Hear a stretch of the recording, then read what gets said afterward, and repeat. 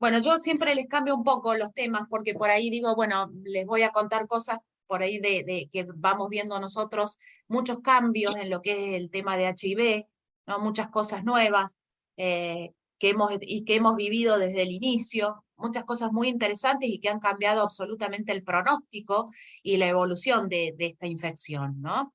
Bueno, primero repasar un poquitito lo que es la estructura del virus, es interesante porque por ahí digamos, nos va a servir más para entender cómo trabajan los antirretrovirales, que vamos a ver la semana que viene.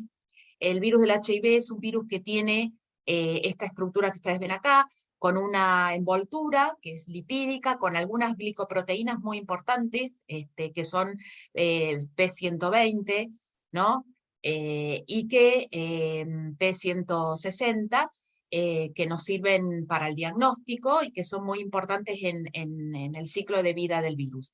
Después tiene una matriz central proteica y finalmente la cápside viral, que está formada por una proteína que es la P24, que es también muy importante para el diagnóstico, y digamos, adentro de esa cápside viral que tiene una forma ovoide, hay dos cadenas de ARN, ¿sí? Con algunas proteínas del virus que también son fundamentales para su replicación.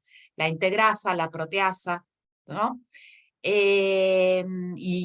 Bueno, y un poquito ver cómo es, así muy en forma muy acotada, cómo hace el virus cuando se encuentra, cómo se replica, cuál es el ciclo de replicación. Sabemos que el virus del HIV lo que hace tiene mucha afinidad por los receptores de las células CD4, se une a esos receptores cuando se encuentra con un CD4, en esa unión después se unen a otros correceptores que son CCR5 y CXR4, que son también un sitio de acción de algunos antirretrovirales. El virus se provoca un cambio de conformación de la membrana, el material se une y el virus vuelca esa cápside viral dentro del citoplasma de la célula. Se liberan esas cadenas de ARN que deben ser transcriptas, copiadas por intermedio de la transcriptasa inversa a una cadena de doble hélices de ADN.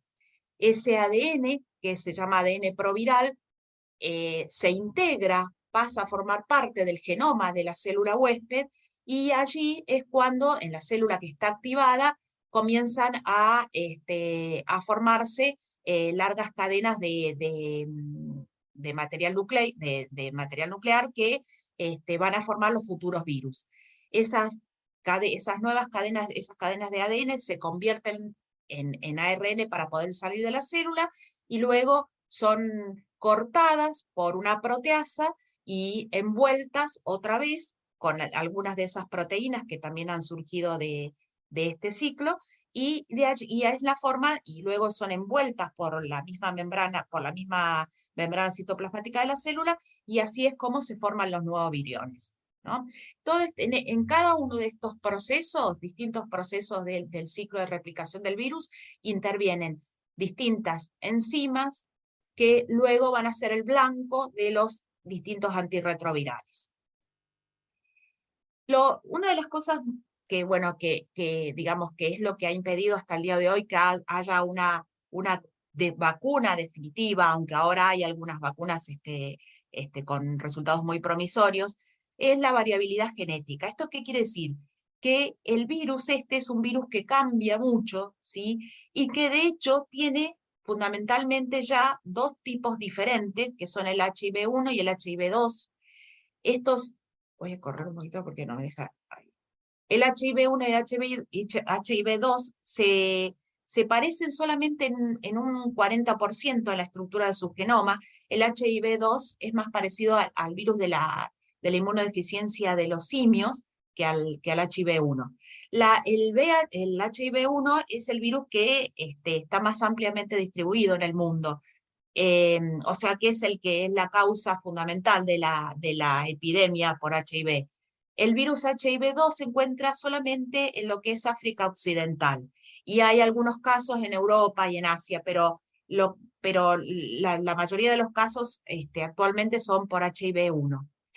Además de estos dos tipos, de estos dos grandes tipos, el virus del HIV-1 tiene distintos grupos, O, N y M, El M es el que es el más también más común, ¿no? El virus, el grupo O y el grupo N también son grupos que se encuentran fundamentalmente en África. Y fíjense la diversidad que tiene, que dentro del grupo M tiene 9 subtipos diferentes, ¿no? Y a su vez, además, cada uno de estas subclasificaciones difieren en su estructura, en sus genomas, ¿no? A su vez también, cuando, por ejemplo, dos virus del HIV en lugares donde hay circulando distintos subtipos, coinfectan una célula, se pueden recombinar y pueden surgir lo que se llaman formas de recombinación circulante, que también algunas tienen poder de transmitirse y de infectarse. O sea, fíjense la gran variabilidad genética que tiene este virus. El virus de HIV-2 es un virus que también produce un síndrome de inmunodeficiencia, pero que se caracteriza por ser mucho menos patogénico, mucho menos agresivo, con periodos de evolución hacia la enfermedad mucho más prolongados, con mucho menos posibilidad de transmisión, es un 10 a un 20% menos de poder de transmisión, y que tienen una característica que es que en la respuesta a los antirretrovirales no se puede usar, no se puede usar para el tratamiento los inhibidores no nucleócidos porque no son intrínsecamente resistentes. Uno puede, en la Argentina no ha habido algún caso, pero siempre importado, digamos, no hay casos autóctonos de infección por HIV-2. ¿Qué pasa? ¿Cómo es el tema este cuadrito que está acá? Es un cuadrito que yo siempre se los dibujo a los pacientes en la consulta, sobre todo en la primera consulta, porque es muy, yo creo que alguna vez ya se los he mostrado a ustedes en algún curso. A través de este cuadrito uno entiende lo que es la historia de la infección sin ningún tipo de intervención. ¿Qué pasa con el virus, no? Desde el momento que uno se contagia, que pongámoslo acá, ¿sí? Con el virus, el virus se transmite, obviamente que el virus se transmite y empieza rápidamente a replicarse en el sitio donde se ocurrió el contagio. Puede ser la mucosa, puede ser mucosa del cervix o puede ser mucosa anal. Ahí empieza primero infectando las células de la mucosa y luego se transmite a las células dendríticas, a los macrófagos y a los CD4 locales, y ahí empieza a replicarse, ¿sí? Y ahí pueden ocurrir dos cosas en la infección de las células, de estas células de los CD4 o de los macrófagos. Puede ser que el virus infecte una célula que está activada y se active el proceso de replicación que yo les mostré y salgan nuevos viriones y van a infectar otras células, primero a nivel local y luego se empiezan a transmitir al resto del sistema linfático. O puede ocurrir que infecte a células que no están activadas, en donde pasa, ¿se acuerdan que yo les mostré que pasa el ADN se integra en el núcleo de la célula y queda ahí, quedan como células latentemente infectadas que no producen nuevos viriones, en donde el virus no se sigue replicando y que pasan a ser células latentes infectadas que pasan a ser parte de los reservorios virales, ¿sí?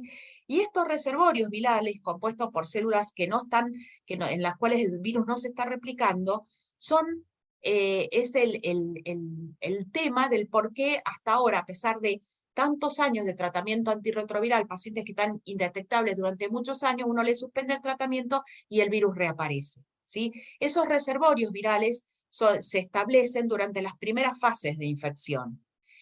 Entonces, como les venía contando, el virus se establece en las células, en los macrófagos, las células dendríticas y los CD4, y de ahí se empieza a distribuir por todo el sistema linfático, ¿sí? Empieza no sé si se ve, empieza a aumentar la carga viral, más o menos entre el día 10, ya entre el día 7 y el día 10 ya empieza a verse un aumento de la viremia plasmática, ¿sí? O sea que uno lo puede detectar al virus en sangre. Eso, digamos, esa viremia alcanza un punto alto y luego acá se desarrolla una respuesta, empieza a desarrollarse una respuesta humoral y celular. El cuerpo nuestro tiene capacidad de presentarle una respuesta generalmente primero celular y luego humoral con aparición de anticuerpos específicos y anticuerpos neutralizantes, y empieza a bajar la carga viral. Empieza a bajar la carga viral y acá empieza a bajar la carga viral hasta que baja a un punto, a un set point viral, le decimos, ¿no? Un punto de estabilidad, y a partir de ahí, esto coincide, este establecimiento del set point viral, coincide con el desarrollo, con el comienzo del desarrollo, la seroconversión, o sea, con la aparición de anticuerpos específicos, y a partir de allí comienza esto más o menos, termina a los 6 meses este proceso, empieza un proceso en el cual la carga viral se mantiene en forma estable, ¿sí? Durante muchos años, ¿sí? ¿Hasta cuándo? Hasta que lo que ocurre con estos CD4 que el virus del HIV infecta, estos CD4 que empiezan cuando dan lugar a nuevos, cuando el virus se replica en ellos y se producen nuevos viriones, las células mueren y bueno, entonces con el tiempo el pool de CD4 que tenemos, que no es infinito, comienza a desgastarse, ¿sí? Digamos, las dos curvas son paralelas, la curva de descenso con el tiempo de descenso de la carga viral, de ascenso de la carga viral, con el de descenso del CD4, hasta que llega un momento en el cual el paciente tiene muy bajo CD4 y aparecen las infecciones oportunistas, y eso es lo que se llama síndrome de inmunodeficiencia adquirida, que es en realidad el estadio final de una infección de muchos años que termina produciendo una inmunodeficiencia. Eso es claramente la historia de la infección del HIV sin ningún tipo de intervención terapéutica. Bien, ¿cómo hacemos nosotros para hacer diagnóstico de la infección de HIV? Y obviamente, si nosotros lo vemos, va a depender en qué fase encontremos al paciente, ¿no? Nosotros, digamos, tradicionalmente lo que hacemos es, utilizamos técnicas serológicas, ELISA, quimioluminiscencia, para hacer diagnóstico para detectar los anticuerpos, ¿tá? En realidad, con el tiempo, ustedes van a ver que a veces dice, bueno, el periodo de ventana, bueno, el periodo de ventana de estos métodos, que es simplemente el tiempo en el cual el paciente puede estar infectado y todavía no ha desarrollado anticuerpos, o mejor dicho, todavía no los podemos detectar, varía de acuerdo a los distintos métodos. Y ha habido una evolución de los métodos serológicos, desde las técnicas, desde los ELISA o quimioluminescencia de primera generación, que utilizaban antígenos de ELISA víricos, luego los de segunda generación, donde se mejoraban esos antígenos y se disminuía el periodo de ventana, o sea, uno podía hacer diagnóstico más precozmente. Finalmente, los de tercera generación, que se siguen usando, donde además ya lo que se detectan son anticuerpos, no solamente IgG, sino que IgM, IgA, con lo cual el periodo de ventana se achica, y hasta llegar a los que utilizamos actualmente, que son los de cuarta generación, en donde se combina la detección de anticuerpos, IgG, IgM, con antígeno P24, con lo cual el periodo de ventana se redujo un montón, ¿sí? Otras técnicas que usamos, que ya no son de screening, ya no son de screening, sino que son de confirmación, es el Western blot. El Western blot en realidad ya se está dejando de usar. El Western blot lo que detecta son las proteínas virales y lo hace aprovechando el distinto peso molecular que tiene, hace un barrido con un distinto peso molecular y podemos identificar las distintas proteínas virales. No se utiliza más, ¿sí? Ya utilizamos como prueba de confirmación directamente la detección de HIV a RNA.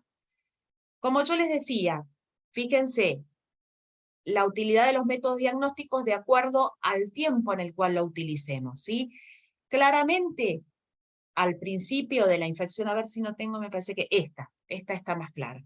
Claramente, fíjense, acá empieza la transmisión del HIV, yo lo que les decía, ya al día 10 ya tenemos carga viral detectable. Fíjense que acá, o sea, acá podemos llegar a detectar, a tener un paciente con un HIV RNA positivo, y al día 15 ya aparece la antigenemia P24. Acá no se ve, pero es esta flechita que está acá. Bueno, al día 15 aparece el 24. Ah, sí se ve, acá está con... Ahí aparece la antigenemia P24 que dura aproximadamente 1 mes y medio. Entonces ustedes van a tener que muy precozmente al momento de infección pueden tener un paciente que tenga una antigenemia P24 y un HIV-RNA, y entonces están haciendo diagnóstico con pruebas serológicas negativas y están haciendo diagnóstico de infección aguda. ¿Sí? Finalmente, fíjense acá, a nivel después del día 22 de infección, ya empiezan a aparecer los anticuerpos. Y fíjense que tenemos anticuerpos tipo IgM, que son los que detectamos con los métodos de tercera generación, y luego, fíjense, el periodo de ventana de los de segunda generación serían casi cercanos a los 40 días, ¿sí? Y los de primera generación, casi 2 meses de periodo de ventana. Esto, fíjense, ahora usamos solamente métodos de tercera generación, como los test rápidos, por ejemplo, y usamos métodos que detectan detectan anticuerpos IgM, IgG, y usamos los de cuarta generación que detectan antigenemia P24, que son muy útiles porque fíjense que podemos hacer diagnóstico de infección por HIV ya a los 15 días del momento del contagio. Bueno, este es un algoritmo diagnóstico que saqué del ministerio, pero en realidad lo que se hace es, se hace una primera prueba, una prueba serológica, puede ser ELISA, quimiluminescencia, eso se confirma con otra prueba del mismo tipo, y finalmente lo que hacemos nosotros, al menos en el hospital, es hacemos una carga viral como método de confirmación, o sea, método de screening y método de confirmación. Y se puede llegar a hacer un Western blot, perdón, acá, pero ya no lo usamos más. Lo usamos en los casos que tenemos dudas diagnósticas. Bien, bueno, esto más o menos ya hablé, estos son los periodos de FIDIC, porque son los que caracterizan el diagnóstico los que nos ayudan para el diagnóstico de la infección aguda. Es lo que yo les decía, el primer periodo, que es el periodo de eclipse total, en donde no podemos tener ningún marcador de infección de HIV, que serían los primeros 10 días de infección. Luego, el primer periodo que estaría caracterizado solamente por una carga viral o un HIV-RNA detectable. El segundo periodo que ya sí aparecería una antigenemia P24, y acá ya el periodo 3 en donde aparecen los anticuerpos, primero IgM y luego IgG, ¿no? El el periodo agudo, o lo que es que está dentro de la infección primaria, es un estadio muy interesante para nosotros. Nosotros hacemos mucho hincapié en tratar de hacer diagnóstico en esta situación, porque ha habido resultados muy interesantes con el tratamiento antirretroviral, ¿no? Lo más precozmente posible al momento del diagnóstico. Y dentro de lo que es infección primaria de HIV, que comprendería estas dos situaciones, la infección aguda y la infección temprana, y que se considera que es hasta los 6 meses en donde ya está de infección, desde el momento de transmisión, que es el momento en el cual se establece bien ese set point viral a partir del cual empieza a desarrollarse la infección crónica. Perdón, vuelvo a esta. Acá cuando yo les conté que se desarrolla una respuesta inmunológica, humoral y celular que establece un set point viral, esto es muy importante. ¿Por qué? Porque depende de esta respuesta, de la robustez de esta respuesta inmunológica, a cuánto llegue esa carga viral, o en cuánto se establece ese point viral. Obviamente que mientras más alto, o sea, mientras menos se logre bajar la carga viral, más corto va a ser el periodo hasta llegar al final o a lo que es enfermedad, ¿no? A la SIDA. Mientras más bajo se logre bajar esta carga viral, más tiempo va a llevar llegar a lo que es la enfermedad. Si nosotros podemos empezar tratamiento en esta fase de aguda, una de las cosas que podemos hacer es bajar mucho la carga viral y disminuir los reservorios, estos que yo les contaba, de las células estas que se infectan latentemente, y mejorar la respuesta de CD4, o sea, lograr que al bajar más la carga viral y no tener una viremia tan importante en sangre, el CD4 ¿sí? Se afecte menos. Igual ahora les cuento. Fíjense, la infección primaria por HIV comprende dos periodos bien establecidos. La infección aguda, que es cuando todavía no tenemos desarrollo de anticuerpos, o sea, ustedes no pueden hacer diagnóstico por presencia de anticuerpos, sí pueden hacer diagnóstico por un HIV-RNA positivo y un antígeno MAP24. Acá sería ideal empezar tratamiento en todos los pacientes. ¿Sí? Es muy difícil hacer diagnóstico porque hay que estar muy alertas, pero hay que saber que en esta fase hay hasta un 75% más de los pacientes que tienen síntomas, ¿sí? Los síntomas son muy inespecíficos, fiebre, ganglios, astenia, es lo que uno llama un cuadro viral, pero que hay que, o un rash, hay que obligarse a, digamos, hay que tener alto nivel de alerta para pedir, ¿sí? Serología y eventualmente, si no, para hacer la consulta con nosotros para ver si no estamos en presencia de una infección aguda, porque aparentemente cambia absolutamente el pronóstico de la infección por HIV. Y la infección temprana, donde también es interesante hacer diagnóstico, porque también es muy importante los resultados en cuanto a la evolución si empezamos tratamiento en esta etapa. Estos son los síntomas, ¿sí? Que aparecen en la infección aguda del HIV. En realidad, las series dicen entre un 40 y un 90% de los pacientes que tienen síntomas.